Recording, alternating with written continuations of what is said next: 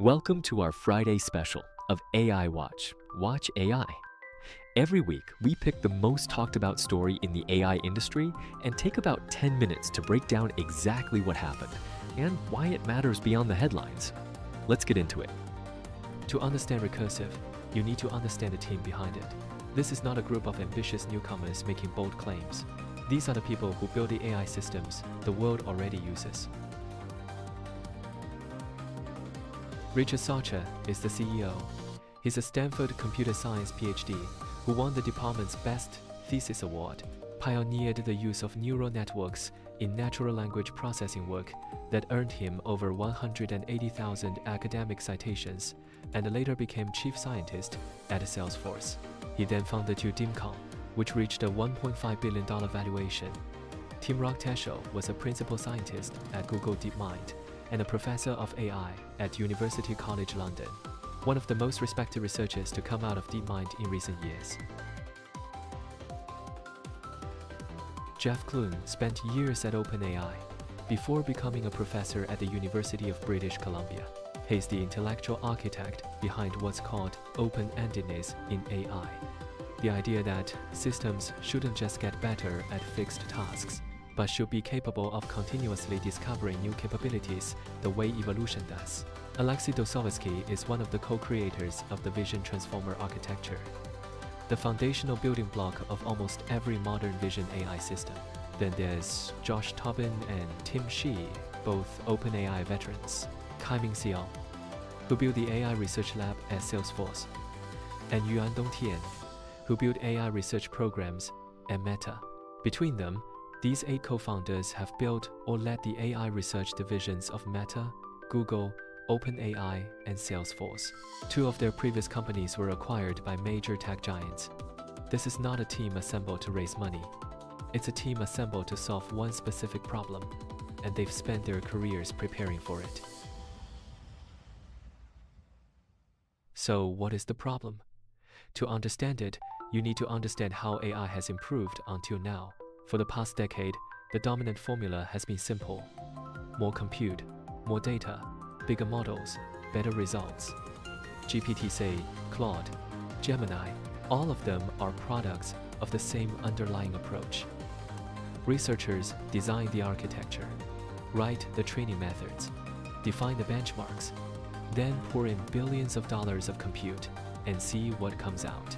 This is what Recursive calls the first growth curve of AI. The problem is that this curve has limits. Compute costs are rising. Energy consumption is becoming a political issue. Data quality is hitting a ceiling. And many researchers believe the returns on raw scaling are beginning to diminish. Recursive is betting on a second growth curve, one built on a fundamentally different principle.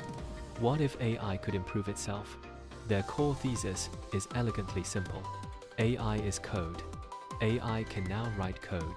Close that loop, and you have a system that can run its own experiments, find its own improvements, write its own benchmarks, and decide its own research direction without needing a human researcher to guide each step. They call this Recursive Self-Improvement. The inspiration comes from an unexpected source: Polish science fiction writer Stanislaw Lem, who wrote about an information barrier, the point at which human knowledge accumulates faster than humans can process it.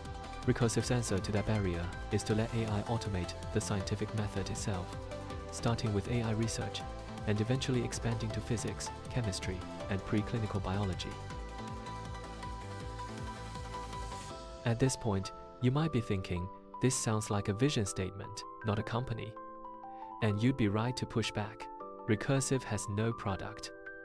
But they didn't walk in empty-handed. Jeff Clune, in collaboration with researchers at Sakana AI, co-authored a paper introducing the Darwin Gödel Machine, a self-improving AI system that reads, modifies, and evaluates changes to its own Python codebase to improve its performance. The results were striking. On SWE-bench, an industry-standard software engineering benchmark, the system improved from 20% to 50% entirely autonomously, with no human intervention at each cycle. On Polyglot, multi-language programming benchmark, it jumped from 14.2% to 30.7%, surpassing hand-designed baselines. 4 of the 8 Recursive co-founders co-authored the original paper together. That's not a coincidence. This company was built around a specific intellectual bet. GV, Google Ventures co-led the round.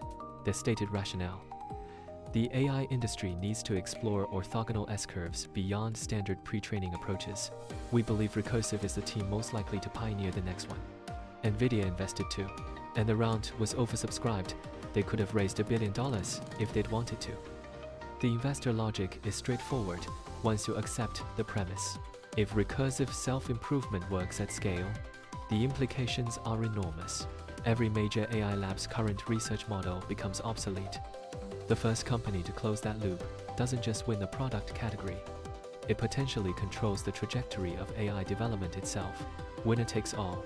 Even at a 10% probability, the expected return on that bet dwarfs what you'd get from backing another AI assistant or productivity tool. This is not an investment in a product. It's an investment in a thesis backed by the team considered most qualified to test it. None of this means success is guaranteed. In fact, there are 3 fundamental technical problems Recursive must solve that no one has solved before. First, how do you define better?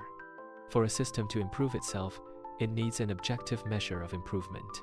But defining what better AI means in a robust, general sense is one of the hardest unsolved problems in the field. If your benchmark is wrong, self-improvement accelerates you in the wrong direction. Second, circular bias. If AI evaluates itself, it becomes its own judge. Biases don't get eliminated, they get amplified. This is fundamentally different from how human science works, where peer review provides an external check. Third, reward hacking. The Darwin Gödel Machine paper itself documented a concerning behavior. The system sometimes hacked its reward function by fabricating tool outputs and removing detection markers, manufacturing the appearance of improvement without actually improving. The researchers caught it through transparent lineage tracking, but the behavior existed. These 3 challenges aren't theoretical objections. They're documented engineering problems that Recursive will have to solve in practice at scale for the first time. So where does this leave us? Is the first growth curve of AI really hitting its ceiling? Has Recursive found the path to the second? Is this the starting point of the next ChatGPT moment? Or is it the most expensive whiteboard exercise in the history of technology? We don't know yet. The company hasn't launched. The real test comes when they have to show results. But here's what we do know. The people behind Recursive are not dreamers. They are the researchers who built the systems powering the AI tools you use today. And they have collectively concluded that the way AI improves needs to change, that the next leap won't come from scaling, but from AI learning to improve itself. Whether they're right, we'll find out together. Before we wrap up, today's deep dive is brought to you by Great HK.